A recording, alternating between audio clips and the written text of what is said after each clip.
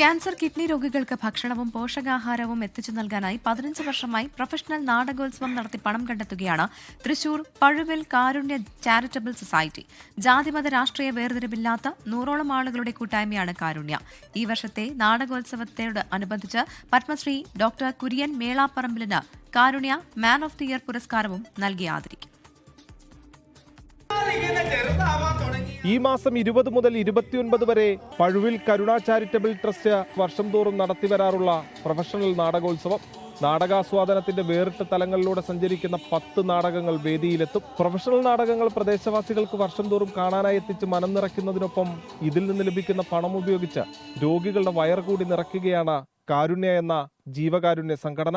Cancer, kidney രോഗികൾക്ക് ഭക്ഷണവും പോഷകാഹാരവും എത്തിച്ചു നൽകാനാണ് നാടകോത്സവത്തിൽ നിന്നുള്ള പണം ഉപയോഗിക്കുന്നത്. ഇന്നതിൻ്റെ 15ാമത്തെ വർഷമാണ്.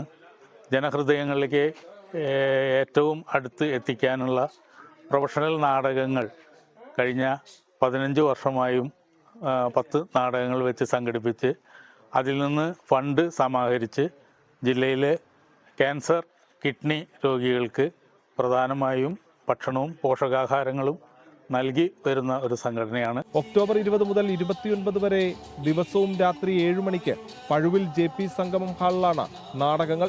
ജീവകാരുണ്യ പ്രവർത്തന മേഖലയിലെ സമഗ്ര സംഭാവനയ്ക്ക് പത്മശ്രീ ഡോക്ടർ കുര്യൻ മേളാമ്പറമ്പിലിന് Karunya man of the year പുരസ്കാരവും നൽകി ആദരിക്കും.